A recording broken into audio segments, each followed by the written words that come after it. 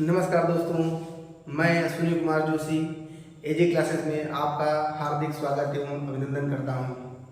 जैसा कि मेरे दोस्तों, इसके पहले वाले क्लास पर हमने देखा था ओवरलैपिंग का कॉन्सेप्ट क्या होता है। आज हम पढ़ेंगे उसी के आगे वाटर इमेज टाइम और मिरर इमेज टाइम क्या होता है। क्लॉक का एक बेहतरीन कॉन्सेप्ट जहां से एग्जाम में सवाल आते हैं, आपको केवल ध्यान से सुनना है और अपने पेन और पेपर पर नोट डाउन करना है। आज का हमारा कॉन्सेप्ट है मिरर इमेज टाइम। सबसे पहले हम पढ़ेंगे वो हमारा होगा मिरर इमेज टाइम। मेरे दोस्तों, बहुत ही आसान है। दर्पण, हिंदी में कहते हैं इसको दर्पण समय प्रतिबिंब। दर्पण समय प्रतिबिंब, इसका मतलब क्या है कि अगर कोई चीज, जैसे मान लीजिए हमारी घड़ी है 6, 12, 9, 3, 1, 2, 4, 5, 7, 8, 10, 11।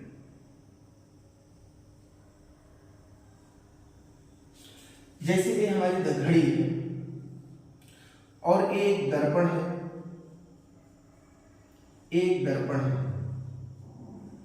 ये हमारी रियल घड़ी है, रियल वॉच है। और एक घड़ी हमने बना दी है, ये हमारी काल्पनिक वॉच है, मतलब जो शीशे के इस पार दिखाई दे रही है।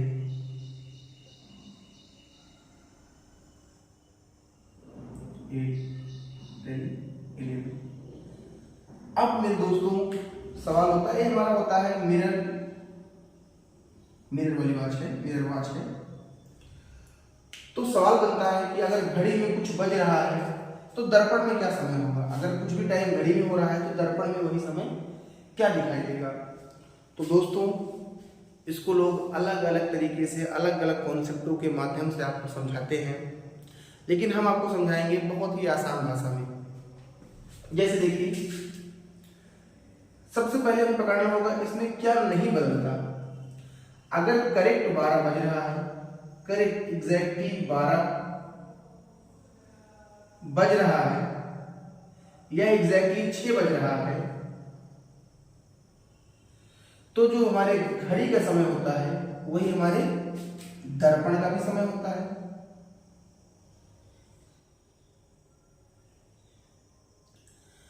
तो कहने का मतलब है कि एक कॉन्सेप्ट यहां से बनता है हमारा कि जो 12 बजने का होता है टाइम वो सेम होता है। तो अगर हमारे रियल टाइम में, रियल इमेज टाइम में और मिरर इमेज टाइम में का योग हमेशा 12 होता है। कितना होता है? 12 होता है। जैसे अगर हमने कहा यहाँ पर 1 बजेगा, 11 बजेगा, तो 11 में क्या जोड़ेंगे तो यहाँ 1 बजेगा। अगर हमने कहा यहाँ 10 बजेगा तो यहाँ 2 बजेगा। अगर यहाँ 9 बजेगा तो यहाँ 3 बजेगा। अगर यहाँ 8 बजेगा तो यहाँ 4 बजेगा। अगर यहाँ 7 बजेगा तो यहाँ 5 बजेगा। अगर यहाँ 6 बजेगा तो यहाँ भी 6 ही बजेगा। अगर यहाँ 5 बजेगा तो यहाँ 7 बजेगा। यहाँ 3 बजेगा तो यहाँ 4 बजेगा तो यहाँ 8 बजेगा। यहाँ 3 बजेगा तो यहाँ 9 बजेगा। यहाँ 2 बजेगा तो यहाँ 10 बजेगा और यहाँ 1 बजेगा तो यहाँ 12 बजेगा। तो ओवरऑल हमारे कहने का मतलब है कि रियल टाइम और मिरर इमेज टाइम का जो कॉन्सेप्ट होता है, योग होता है, वो हमेशा 12 होता है। और 12 क्यों होता है हमने यहाँ पर आपको बता दिया, क्योंकि 12 और 6 के बीच में सुइयां बदलती नहीं है। तो हम उम्मीद करेंगे कि ये आपको समझ में आया होगा। अब थोड़ा हम बात करते हैं ट्रिकी कॉन्सेप्टों के बारे में। तो ट्रिकी कॉन्सेप्ट हमारा क्या है, इसको तो हमने आपको समझा दिया कि 12 ही क्यों होता है। अब 12 को हम अलग अलग तरीके से लिख सकते हैं। 12 को हम अलग अलग तरीके से लिख सकते हैं। तो 12 को हम लिख सकते हैं, देखिए 11:60 या इसमें लिखते हैं 11:59 या हम लिख सकते हैं इसको 12 को इस तरह लिखते हैं 24 घंटे पूरा पूरा, देखिएगा 24 से ज्यादा हुआ तो इसको हम इस तरह लिख सकते हैं 23 घंटे 59 मिनट 60 सेकंड अब तो 0 0 भी सोच सकते हैं हम चाहे तो इतने प्रकार से हम 12 को लिख सकते हैं। ये हमारे प्रारूप है 12 को लिखने के, क्योंकि हमें पता है कि हमारे जो सवाल बनेंगे वो घंटे और मिनट के ही बनेंगे, लेकिन अगर सेकंड के बने तो हमें दिक्कत नहीं होना चाहिए। जैसे एक सवाल बन जाए, हमने कह दिया आपके लिए किसी घड़ी में टाइम हो रहा है 5:20 हो रहा है, और हमने पूछ लिया इसका दर्पण प्रतिबिंब क्या होगा, तो आपको 12 में से सीधे सीधे घटा देना है। तो 12 में से घटाएंगे तो 12 में से घटेगा नहीं, तो हम इसको किसमें से घटाएंगे, 11:60 में से। तो घटाएंगे कितना आएगा 40 और इधर आएगा 6। तो दर्पण में कितना, दर्पण समय क्या होगा, दर्पण समय प्रतिबिंब हमारा 6:40 हो जाएगा। तो इस तरह के बहुत सारे सवाल बनेंगे, लेकिन हमारा मेन कॉन्सेप्ट यही है, real image time plus mirror image time का योग हमेशा कितना होता है, 12 होता है।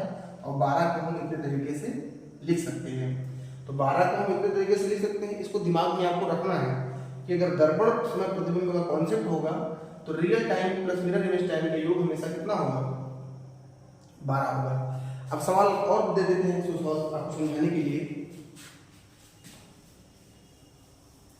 जैसे देखिए हमने कह दिया किसी घड़ी में 3:40 हो रहा है, तो बस अब इसको लगा देंगे हम, घड़ी का समय है हमारे, तो दर्पण का पूछ रहा है हमसे, तो कोई दिक्कत वाली बात तो है नहीं। 11:59 ले लेंगे, 40 9 1 8, तो 8:19 और 40 सेकंड हो जाएगा। तो उम्मीद कर रहे होंगे कि ये आपको समझ में आ रहा होगा, लेकिन एक इंटरव्यू में सवाल पूछा गया, देखिए बहुत आसान है भाई, थोड़ा हमें दर्पण समय प्रतिबिंब पढ़ने में, थोड़ा जल प्रतिबिंब वाला थोड़ा पढ़ने में टाइम लगेगा, वो थोड़ा ट्रिकी सवाल वहां पे बनते हैं।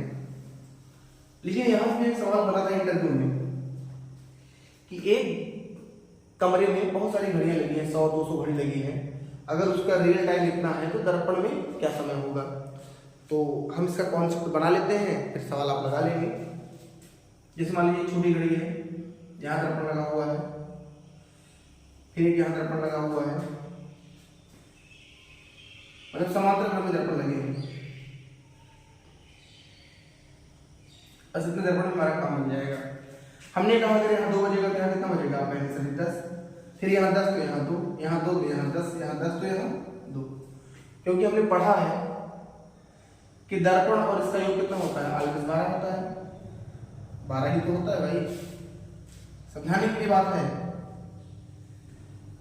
तो अब हमें समझना ये है कि अगर एक दर्पण लगा रहता है, अगर एक दर्पण लगा है तो मिरर इमेज टाइम दिखाता है, और 2 दर्पण लग गया तो वही समय दिखाता है।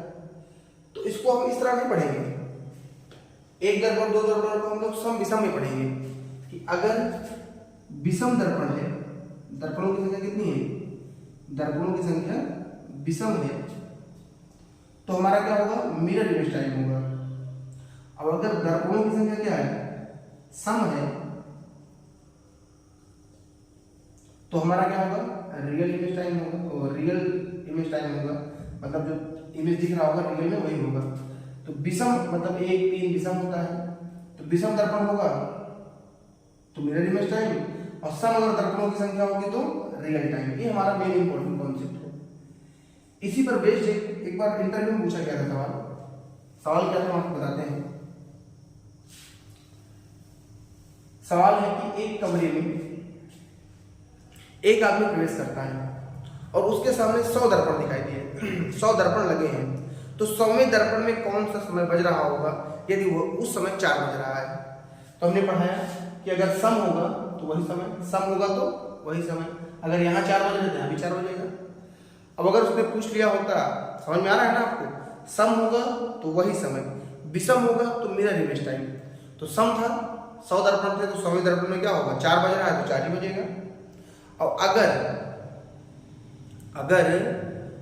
उस दर्पण में 5 बज रहे वो 101 दर्पण होते तो 8 बजते, कोई दिक्कत नहीं थी, क्योंकि हमने आपको लिखकर समझाया है भाई कि अगर दर्पणों की संख्या सम होगी, दर्पण कितने होंगे, इसलिए लिख समझाते हैं आपको, दर्पण अगर सम होंगे तो रियल टाइम, और अगर दर्पण विषम होंगे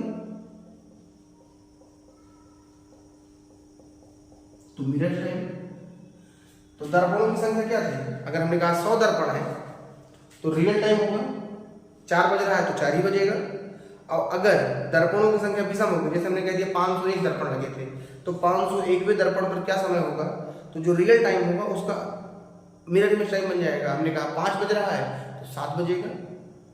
ये छोटा सा कॉन्सेप्ट था। अब हम 1000 दर्पण लगा दें, लाख दर्पण लगा दें, करोड़ दर्पण लगा दें, कोई दिक्कत नहीं है। तो इस तरह के कॉन्सेप्ट हम आगे फिर पढ़ेंगे। कल हम पढ़ेंगे वाटर इमेज टाइम, जो कि बहुत ही ट्रिकी कॉन्सेप्ट होता है। यहाँ से सवाल एग्जाम में आता है तो लोग अक्सर गलत कर देते हैं, उनके पढ़ाने का तरीका भी गलत होता है। तो इसी उम्मीद के साथ हम फिर कल मिलेंगे आपके सामने दोस्तों। आप हमारे चैनल को लाइक करिए, शेयर करिए और सब्सक्राइब करिए दोस्तों। तब तक बने रहिए। धन्यवाद।